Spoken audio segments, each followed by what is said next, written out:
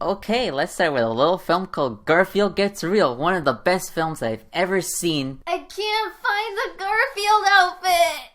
Oh, mother of God. We gotta move to Plan R. D? M? What's that? The Mickey Mouse Musketeer movie? That's a weird movie choice. But if the file cabinet's asking, get the costume then. I gotcha! Hello, and today we'll be talking about Mickey, Donald, and Goofy and the Three Musketeers. Wow, does that have a long title?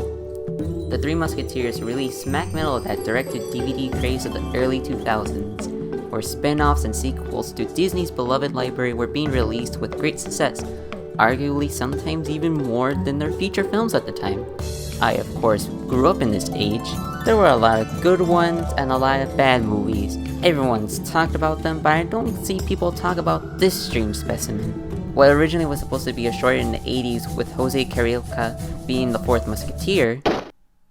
I haven't even watched the film yet, I'm already being lied to. I'm not prepared for this. It was eventually revived after a 75th anniversary for Mickey got cancelled due to the numerous Disney cameos being considered a bit too much or a bit gimmicky, even though this was the same company that made this and said okay to this. And for some background info, I've never been a big fan of Mickey.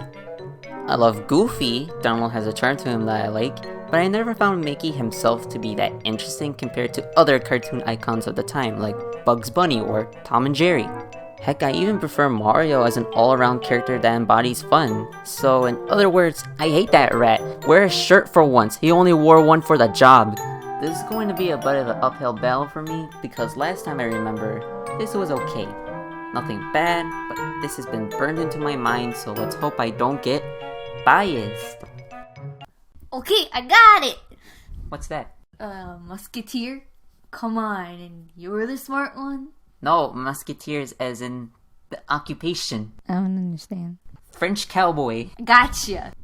The plot is simple. This turtle gets his chance to tell his abridged story of the Three Musketeers starring Mickey, Donald, and Goofy, who are hapless janitors who get promoted to their dream job of musketeers as a ploy by Captain Pete to kidnap the Queen of France and name himself king, since the three suck mega poo-poo as musketeers. It's standard, it works, it's kind of as simple as a cartoon plot can be. For the most part, it didn't do anything extraordinary or really anything that made me go, yes! For a good while. But then the second half starts to get pretty good. The stakes actually start getting a bit bigger and more investing because of the characters. Don't get me wrong, the characters are just their regular personas. Pete obviously steals the show since everyone knows he's objectively the best character in any Mickey Mouse cartoon. I don't make the rules, I only speak the truth. And remember what I said about Mickey? Well, that's actually midgetated here, since there's an actual character behind him. He wants to become a musketeer so bad, but can't because he's tiny, despite Donald being close to the same height as him, but at least it's shown multiple times in how that height impedes him as a musketeer throughout the movie. And when he overcomes it with the help of his friends, it's nice. Kinda simple, but nice. In fact, Goofy and Donald have similar personal issues that are shown, because if there's one thing that I love to see in fiction but loathe in real life, it's inadequacy. Goofy's arc is how he's a doofus and is solved in the middle of the movie with him showing that he's smart in his own way, but after that there's not much of him having any other clever ideas, which I felt would have been neat to see. Maybe have him stumble upon a broken floorboard and uses that against the Beagle Boys like Pete. Like how he discovered the windmill trip earlier, making his accidental genius somewhat prevalent. Otherwise he's just Goofy, but he honestly is the weakest part of the three. But my favorite character in this movie is Donald Duck for having a really good character arc, to be honest. Donald being a coward who wants to be a musketeer is actually interesting, where we see Donald being a coward throughout the film, especially in the climax where we see Donald leave Mickey behind in his eventual return, and honestly gives good heart to the film. And to be honest, I clicked on a movie about a talking rat. Did you expect me to feel emotions? Wish Donald had a realization for himself instead of being guilt-tripped into doing so, despite it being pretty funny. Honestly, if it wasn't for these characters as well defined as Mickey or Donald, this film would have been pretty boring for others and for me. But no, they actually take advantage that this is a Mickey Mouse cartoon instead of trying to copy the plot of the original story, which I think is the best way to go in doing these kind of things. I mean, the original book had executions, so I think that's not very kid-friendly to show. Wait. If anything, I think the troubadour is kind of unnecessary here, since the film could have started with a storybook opening with a comic instead of whoever this is. Which, what do you know, was an alternate beginning here. The wrong book? Turn the page. Yes, you are going to like this book much better, It has pictures. There's just a lot more what moments here. Like, once the troubadour starts reading from the comic instead of the actual Musketeer book, the crew just went, I'm bored, I want to see where this goes. Isn't that Mickey? Oh, no, I ain't dealing with that mouse. He doesn't wear a shirt. We could have just had a narrator, and the turtle didn't even add much to the story. In fact, if he's a real character that forces himself into a story— oh my god, he's an isekai. But either way, I gotta give my praise to the animation. Holy cow, this is some impressive animation for being direct to DVD. I could argue that this could be close enough to be ready for theaters. The way these characters move with such quality and the background's having a really nice, soft, muted look reminiscent of French paintings is really nice. The mostly brown backgrounds really help make other colors or settings pop out like the characters, and the backgrounds like Skull Island or the Opera House. This is also some of the better character looks I've seen, and honestly, this is the closest I think of when I think of Mickey and the gang, except for the clothing. Heck, even Pete looks the best he's ever been in any media in my opinion. Taking little notes from his classic design yet being appealing in a modern way as well. Was never a fan of other appearances of Pete outside of a Goofy movie. He just looked off. Like, he didn't feel like Pete. It felt like someone related to Pete, if that makes sense. Wait, is this a musical? Yes! Kind of. They basically use classical music and just slap some lyrics on them, and for some of them they fit really well in context of the plot, but other times it's sort of a drag. There's so many songs focused on romance, and if there's one thing kids love to see, it's people kissing. Look at this, almost half of the soundtrack is romance. To be fair, 2 of them are humorous, but it's still a bit much for me, and my favorite that I'd keep if I could only keep one is the first one. Because not only is it saying the core thing that Minnie wants, and so basically her entire personality, but how the lyrics are trying to tell her to watch out for the Beagle Boys while Dragon is safe, it's fun.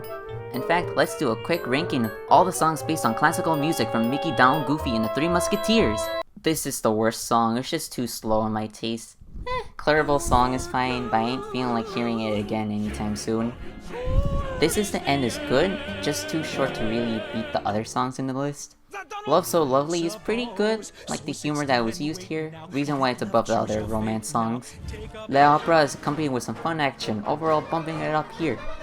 All for One and One for All is pretty good. It's literally the one song I associate with this film, so props to it. Each song is just fun, honestly fits his character amazingly, and it's just pretty good to listen to. One thing about the film is that there's a full version of This Is the End, the song where Troubadour calls out Donald for being a wimp, but it was never used in the full film, which is kind of strange, but they kept in the best parts, so there's that. It doesn't affect the score in any meaningful way, but when was I gonna get another chance to talk about This Is the End from Mickey, Donald, Goofy, and the Three Musketeers? Now I need a funny transition to the next topic. This movie's just funny. I don't think this is the funniest film of all time, but there's a good handful of jokes here that got a good chuckle out of me.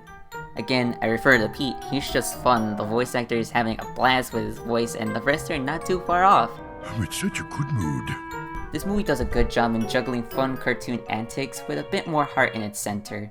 Bonjour! No, like this! That's not a cowboy, That's kinda like a cowboy.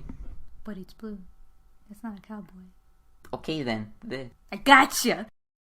With what I can imagine due to the quality of the animation and the rather simple plot, this film clocks only around an hour. It reminds me of Winnie the Pooh, to be honest. It's short but sweet experience. But overall, it was just meant to be a love letter to those classic Disney shorts.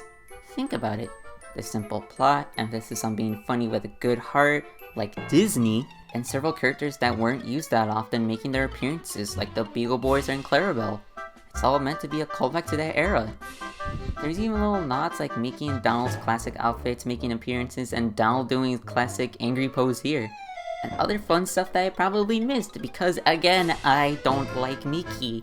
Don't believe me? Look at the bonus features. There's a little side menu dedicated to the many hats of Mickey, which basically show clips of different shorts where Mickey wore specific hats. I would prefer having the full shorts, but it's nice regardless. Also, you can wear a hat but not a shirt. There's even an interview with the crewmen where they treat it as if this is a Roger Rabbit world, like Mickey and the gang were actors. Unexpected romance between co-stars is the stuff that Hollywood gossip and legend has thrived on for decades.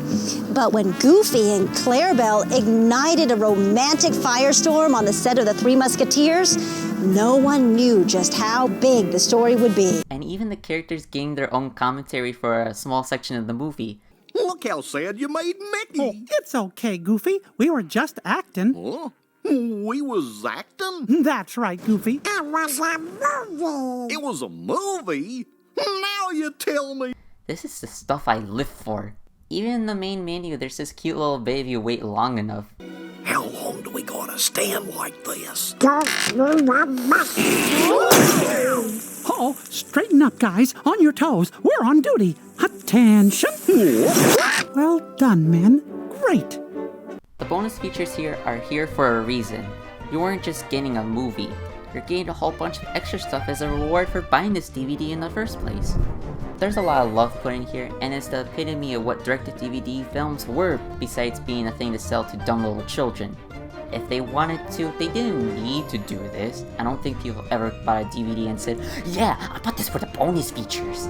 But they still made them anyways, and that shows care. It's not as grand as films like Rango, nor will they ever be.